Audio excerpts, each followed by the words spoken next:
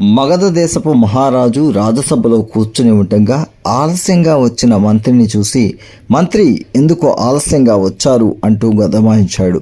అందుకు ఆ మంత్రి, ఈరోజు ఉదయాన్నే మా తులసి మాతకు పూజ చేశాను, అందుకే ఆలస్యంగా వచ్చాను అని సమాధానం ఇచ్చాడు.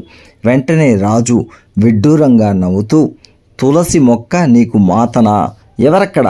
ఒక తులసి మొక్కను తెండి అని చెప్పి రాజ్యసభకు తులసి మొక్కను తెప్పించి ఆ తులసి మొక్కను మంత్రి ఎదురుగా ముక్కలు ముక్కలుగా తుంచివేసి అవమానపరిచి అవహేళనగా నవ్వాడు. మంత్రి ఏమీ అనకుండా మిన్నకున్నాడు. మరుసటి రోజు ఆలస్యంగా రాజ్యసభకు వస్తున్న మంత్రిని చూసి రాజు మళ్ళీ గదమాయించాడు. ఈరోజు ఎందుకు ఆలస్యంగా వచ్చారు అని. అందుకు ఆ మంత్రి, నిన్న నా తల్లి తులసి మొక్క పూజ చేశాను, ఈరోజు నా తండ్రి మొక్కకు పూజ చేశాను అన్నాడు. ఏంటి, నీ తండ్రి ఒక మొక్కన? అయితే ఆ మొక్కను రాజ్యసభకు తండి అంటూ భటులను ఆదేశించి ఆ మొక్కను తేవగానే వెంటనే అదే విధంగా ముక్కలు ముక్కలుగా తుంచి పడేశాడు. కొంతసేపటికి రాజులో దురద మొదలైంది.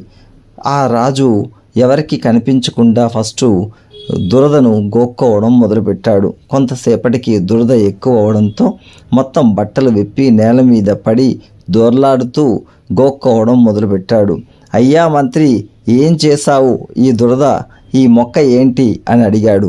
ఇది నా తండ్రి మొక్క, ఇది దురదను కల్పించే మొక్క అని చెప్పాడు. దానికి, అయ్యయ్యో తప్పు చేశానే, మరి దీనికి విరుగుడు ఏమిటి అని అడిగాడు. దానికి విరుగుడు ఒక్కటే, నా తల్లి తులసి మొక్క చాలా శాంత స్వభావం కలిగింది, నా తండ్రి ఈ దురద మొక్కకు కోపం ఎక్కువ, అందుకే ఇలా జరిగింది. ఆ తల్లి తులసి మొక్క యొక్క రసాన్ని ఒంటికి పూసుకుంటే ఈ దురద తగ్గుతుంది, నా తల్లి వల్లే నా తండ్రి కోపాన్ని అణచివేయగలుగుతుంది అని చెప్పాడు. వెంటనే తులసి రసాన్ని ఒంటికి పూసుకొని ఆ తులసి మొక్కను చూసి ఆ రాజు దండం పెట్టుకొని మంత్రిని క్షమాపణ కోరాడు. తులసి మొక్క యొక్క పవిత్రత ఎంత గొప్పదో ఈ కథ వల్ల మనకు అర్థమవుతుంది.